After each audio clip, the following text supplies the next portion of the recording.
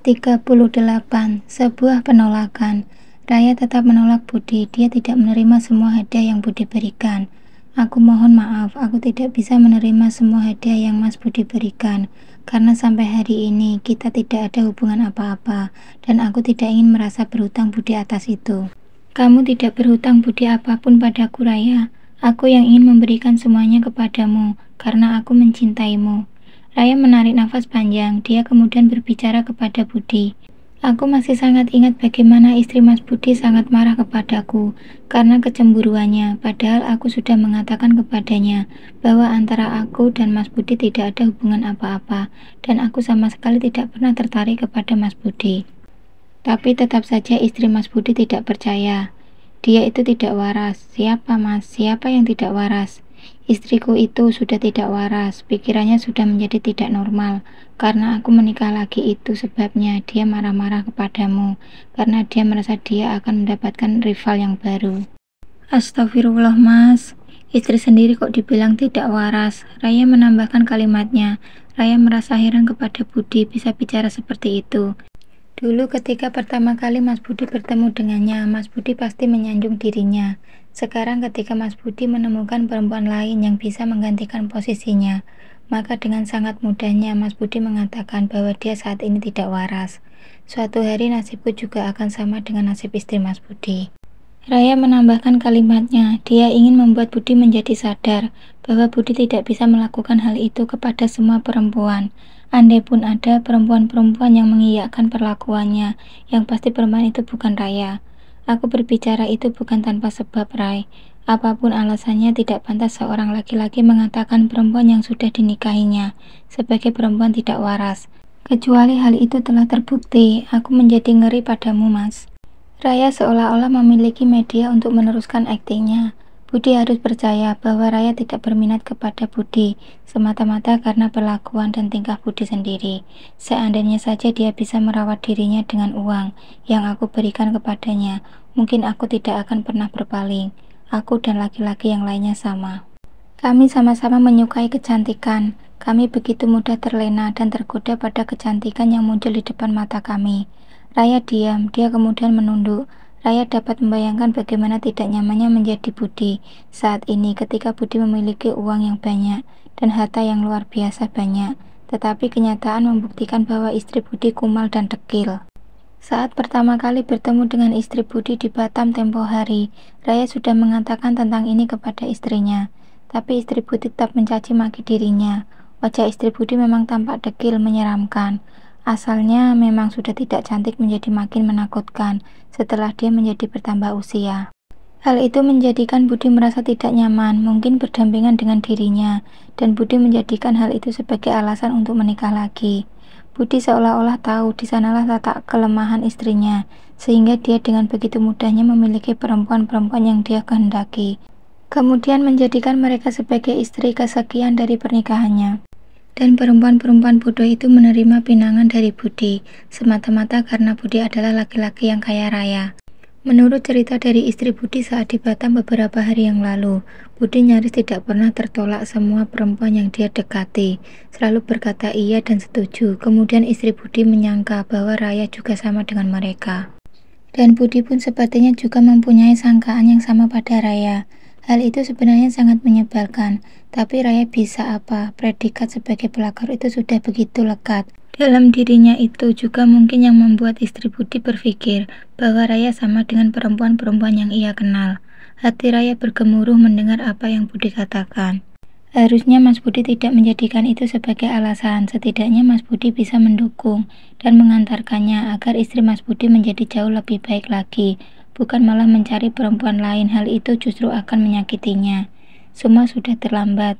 Aku sudah tidak berminat lagi untuk melakukan perawatan kepadanya. Aku telah memberinya banyak kesempatan, tapi dia lebih suka mengumpulkan uangnya daripada menggunakan uang itu untuk merawat dirinya. Lantas apakah salah jika kemudian aku menikah lagi? Itu semua terjadi juga karena ulahnya. Kamu hanya melihat semua ini dari luar. Kamu tidak pernah benar-benar masuk dalam kehidupanku. Seandainya kamu tahu bagaimana rasanya menjadi aku, mungkin kamu tidak akan mengeluarkan deskripsi seperti yang kamu katakan tadi. Budi tetap saja berusaha membela dirinya. Mungkin apa yang dikatakan adalah kebenaran. Raya tidak pernah benar-benar masuk dalam kehidupannya, sehingga dia tidak bisa berkomentar tanpa benar-benar merasakan. Raya menarik nafas panjang, kemudian menghembuskannya perlahan. Ada lelah dalam hembusan nafas itu. Mungkin Mas Budi benar, selama ini aku hanya bisa berbicara saja, karena aku tidak benar-benar masuk dalam duniamu. Satu hal yang pasti adalah aku tidak bisa menerima hadiah yang kamu berikan. Dan aku juga tidak bisa menerima lamaran yang Mas Budi berikan. Raya berbicara dengan sungguh-sungguh. Dia kemudian mengembalikan kunci rumah beserta surat-suratnya yang diberikan oleh Budi pada dirinya. Raya merasa tidak berhak atas harta itu. Mungkin sebagian orang akan berkata bahwa Raya adalah pelakor yang bodoh. Tapi dalam hatinya Raya bertekad bahwa bila dia tidak menyukai orangnya, dia tidak akan menerima hartanya. Raya kemudian berdiri. Dia berpamitan kepada Budi. Aku pulang dulu ya, kasihan Rasya, dia sendirian di rumah. Aku sudah terlampau sering meninggalkannya. Budi kemudian menganggukkan kepalanya. Dia mengantar Raya menuju ke pintu depan resto tersebut. Budi memerintahkan kepada sopirnya untuk mengantar Raya pulang. Dalam pandangan Raya, Budi mungkin nampak baik-baik saja, padahal hati Budi sedang bergemuruh, merasa terhina atas penolakan yang Raya berikan, sehingga banyak sekali rencana yang berkelebat di otaknya. Bagaimanapun caranya Raya harus menjadi milikku, begitu ucap Budi pada hatinya. Tanpa Raya sadari, orang-orang kaya selalu punya cara untuk meloloskan keinginannya. Bab 39. TK Permata Bunda. Raya berjalan melenggang mengantarkan Rasya untuk pertama kalinya bersekolah di pendidikan anak usia dini. Rasya tampak bahagia sekali, dia begitu ceria bersama dengan guru dan teman-temannya. Sebaiknya orang tua menunggu di taman sekolah saja dulu, biar anak-anak bisa rileks bersama dengan ibu guru di kelas. Begitu kalimat yang diucapkan oleh guru Rasya kepada wali murid yang saat ini sedang menunggu anak-anaknya. Harap dimaklumi, gairah seorang ibu untuk mengantarkan anak sekolah pertama kalinya pasti luar biasa. Dan ibu-ibu muda yang berdiri di sana adalah ibu-ibu muda yang sama memiliki kebahagiaan ketika anak-anaknya mau berangkat sekolah untuk pertama kalinya. Mendengar apa yang disampaikan oleh ibu guru tersebut, sontak beberapa wali murid meninggalkan anak-anaknya di dalam kelas. Mereka menuju ke taman sambil berbincang-bincang dengan wali murid yang lain termasuk juga Raya. Saat Raya sedang asik membaca novel di ponselnya, tiba-tiba seorang wanita sudah berdiri tegak di hadapannya. Hai, aku tidak menyangka kita berjumpa di sini. Mendengar suara itu, Raya mengangkat wajahnya. Bola matanya membulat ketika dia melihat wajah yang sangat dikenal oleh Raya itu berada tepat di depannya. Untuk apa perempuan itu berada di sini? Batin Raya berkecipak dengan tanda tanya. Kamu pasti terkejut kan melihatku? Raya hanya diam, tidak memperdulikan apa yang dikatakan oleh istri Budi. Dia merasa tidak perlu meladeni perempuan ini, terlebih saat ini Raya berada di sekolah Rasya. Sedikit saja Raya meladeninya, maka pasti akan terjadi keributan di sana. Sepertinya Raya sangat kenal dengan watak perempuan itu. Kenapa kamu sombong sekali? Aku berbicara kamu malah diam. Apakah telinga kamu sudah tuli sehingga kamu tidak mendengar apa yang aku katakan? Raya masih juga diam. Dia tetap fokus kepada ponsel yang ada di depannya. Istri Budi merasa geram diperlakukan demikian. Istri Budi lantas duduk di samping Raya. Sesekali bola mata istri Budi melirik ke arah Raya. Dan Raya mengetahui hal itu, tapi Raya tetap saja tidak ambil peduli. Baginya hal seperti ini tidak penting, yang terpenting sekarang adalah dirinya. Tetap berada di sekolah itu sambil menunggu Rasya pulang, karena tidak mungkin bagi Raya meninggalkan Rasya seorang diri di sekolahnya, sedangkan hari ini adalah hari pertama anak itu bersekolah. Di dalam hidup, Raya tidak pernah menyangka akan bertemu dengan perempuan seperti istri Budi. Seandainya istri Budi tahu bahwa kemarin pun Budi masih mengajak Raya untuk menjadi istrinya. Hanya saja Raya tidak peduli pada ajakan itu. Raya kemudian menghubungi Ani. Dia ingin berbincang dengan sahabatnya itu. Dari Anilah pertama kali Raya mengenal Budi. Seandainya Ani tidak pernah mengajak Raya ke acara tersebut, pastilah Raya tidak akan pernah bertemu dan berkenalan dengan Budi. Kamu lagi di mana? Tanya Raya melalui pesan singkat di WhatsApp-nya. Aku sedang di rumah. Kenapa? Hari ini adalah hari pertama Rasya bersekolah. Aku mengantar Rasya ke sekolahnya. Ternyata sesampainya di sini, aku bertemu dengan hantu. Tulis Raya sambil tersenyum. Bertemu dengan hantu, maksudnya bagaimana? Ani tampak penasaran dengan apa yang dikatakan oleh Raya. Hantu yang aku maksud adalah istri Budi. Dia sekarang ada di sini. Ya Tuhan, untuk apa perempuan itu di sana? Aku juga tidak mengetahuinya. Tapi yang jelas dia sekarang berada di sampingku. Tadi dia mencoba mendatangiku dengan berkacak pinggang, tetapi karena banyak orang aku tidak ingin menjawab apa yang dia katakan. Karena jika hal itu aku lakukan, maka pasti akan terjadi keributan di sini, dan Rasya pasti akan merasakan malu. Begitu tulis Raya dalam pesan singkatnya terhadap Ani. Apakah tidak sebaiknya kamu menghindar saja? Jika kamu berada di sana kemudian kalian bertengkar bagaimana? Kamu tenang saja, tidak mungkin juga terjadi pertengkaran. Aku bisa kok menjaga emosiku. Oke, kamu bisa menjaga emosimu, tapi bagaimana dengan istri Budi? Jadi sebenarnya aku juga pengen pergian. Hanya saja aku tidak mungkin meninggalkan Rasya. Ini adalah hari pertama dia bersekolah, dia pasti akan menangis saat mengetahui aku tidak ada di sini. Ani diam sejenak, dia berpikir keras, pasti akan terjadi hal yang sangat buruk bila istri Budi bertemu dengan Raya. Sedangkan alasan yang disampaikan oleh Raya itu adalah kebenaran, bahwa Raya tidak mungkin meninggalkan Rasya sendirian di sekolah barunya. Sekarang perempuan itu berada di mana? Dia ada di sampingku, tepat di sampingku. Ya Tuhan, kenapa tiba-tiba aku merasa ngeri? Ya sudahlah, santai saja, aku mau pindah tempat dulu. Oke lah, kalau begitu kamu jaga diri baik-baik ya. Iya, tenang saja, kamu tidak usah khawatir. Kalau terjadi apa-apa, aku pasti akan menghubungimu. Kemudian perbincangan mereka melalui WhatsApp pun terhenti, tetapi hati Ani merasa tidak tenang dengan berita yang disampaikan oleh Raya. Dengan cepat Ani menghubungi Budi. Ponsel itu berdering beberapa kali, tetapi Budi tidak kunjung memberikan jawaban, membuat Ani semakin resah.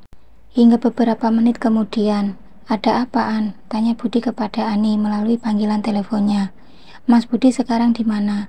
Siang-siang begini jelas saja aku berada di kantor. Memangnya kenapa? Mas Budi sibuk ya? Dibilang sibuk-sibuk, dibilang tidak, sibuk juga tidak. Sibuk memangnya kenapa sih? Ani bimbang antara mengatakan hal tersebut atau tidak kepada Budi, tapi tanggung dia terlanjur menghubungi Budi. Artinya Ani harus menceritakan semuanya. Begini Mas, saat ini Raya sedang ada di sekolah Rasya, tetapi ternyata di sana Raya bertemu dengan istri Mas Budi.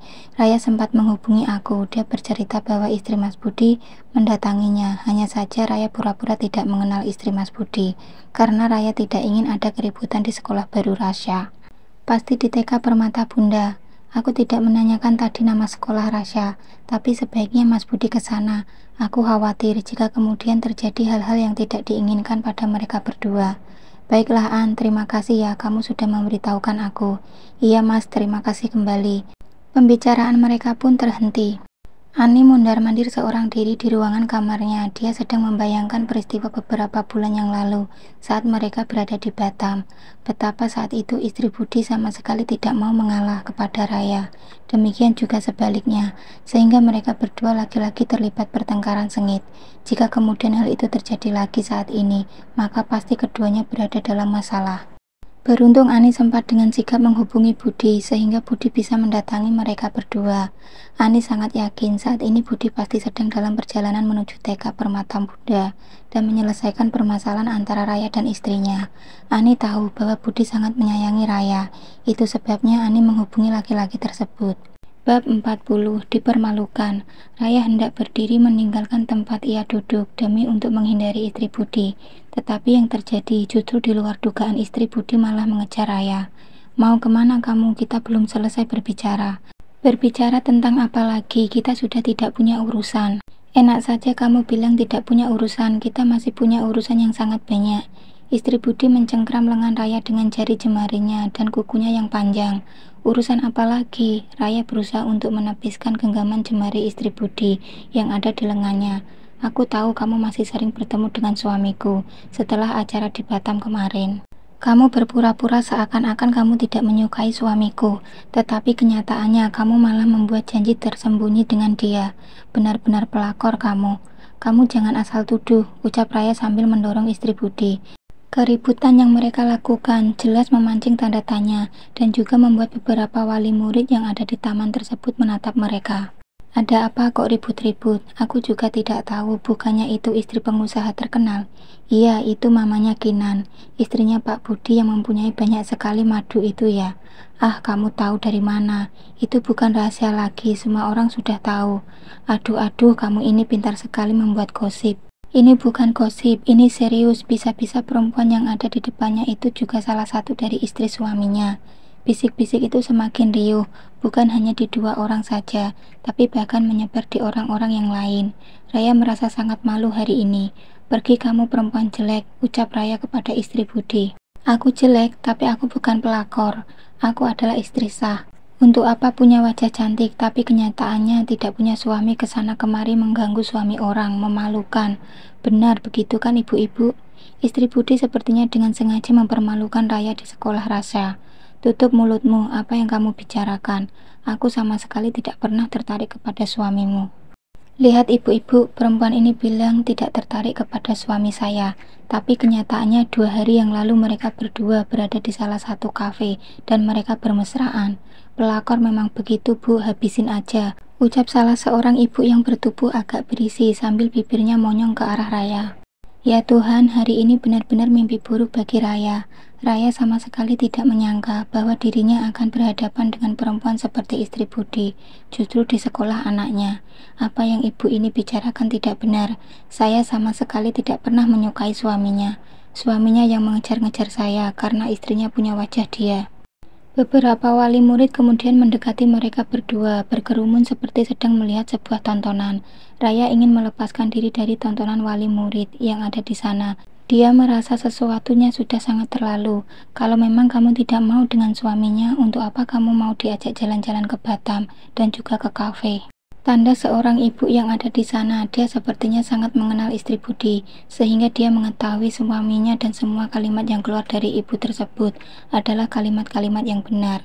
Pencuri tidak akan pernah mengaku. Kalau dia mengaku, maka penjara itu penuh dan polisi tidak akan pernah pulang ke rumahnya karena sibuk. Beberapa orang kemudian mencibir ke arah Raya. Hari ini Raya benar-benar telah direndahkan. Mereka berdua beradu mulut, sama-sama mencari simpati dan empati. Raya berusaha untuk pergi, namun istri Budi menghalangi. Sepertinya istri Budi memang sengaja melakukan hal itu. Istri Budi memiliki legalitas yang membuat dia menjadi kuat di hadapan ibu-ibu yang sedang mengerumuni mereka berdua. Sedangkan Raya, dia sama sekali tidak memiliki bukti bahwa dia tidak menyukai Budi.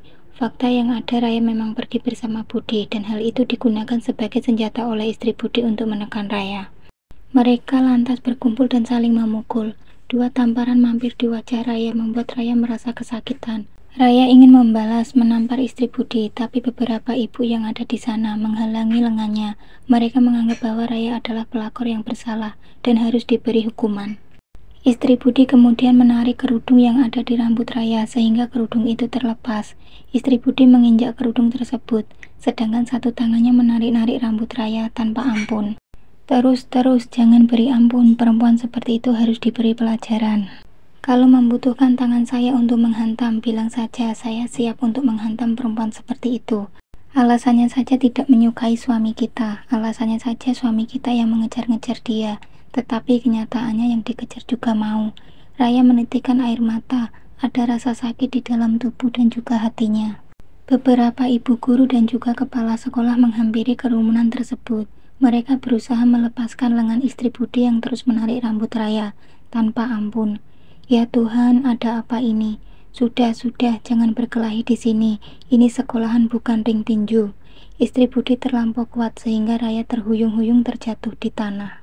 Ibu-ibu yang lain mundur, jangan main hakim sendiri. Ibu-ibu bisa ditangkap polisi. Saya akan melaporkan siapa saja yang berbuat kekerasan di sekolah ini.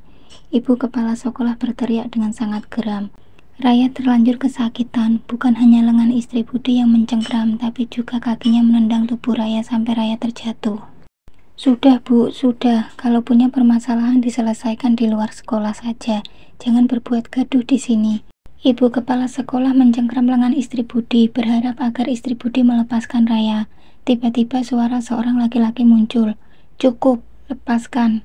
Istri Budi merasa terkejut saat mengetahui Budi suaminya sudah berada di antara mereka. Apa yang kamu lakukan di sini? Kenapa kamu berbuat hal yang memalukan seperti ini? Aku yang mestinya bertanya, untuk apa kamu di sini? Perempuan ini yang mengadu ke kamu. Bagaimana mungkin dia bisa mengadu sedangkan dia berada dalam cengkramanmu? Dan dengan sangat romantisnya Budi mencoba untuk memberdirikan tubuh Raya yang sudah terjatuh. Mata istri Budi terbelalak melihat apa yang terjadi di depannya. Dia tidak menyangka bahwa suaminya bisa berbuat seperti itu. Berdirilah, Budi kemudian membersihkan bekas tanah yang ada di gamis Raya. Hal itu dilihat oleh banyak sekali wali murid yang sedang berkerumunan, juga para guru dan kepala sekolah yang ada di sana. Mata Raya sudah penuh dengan air. Dia merasa sangat malu hari ini. Raya hendak pergi meninggalkan mereka semua, namun jemari tangan Budi menghalanginya. Apa yang kamu lakukan, Mas? Kamu benar-benar tidak punya malu. Kamu yang tidak punya malu. Budi kemudian menampar istrinya dengan beberapa kali tamparan di wajahnya. Semua yang hadir ternganga. Mereka menutup mulutnya yang terbuka dengan 5 jari mereka. Bisik-bisik itu pun semakin jelas terdengar. Aku akan buat perhitungan kepadamu, perempuan laknat, kata istri Budi sambil menunjuk wajah Raya dengan jari telunjuknya.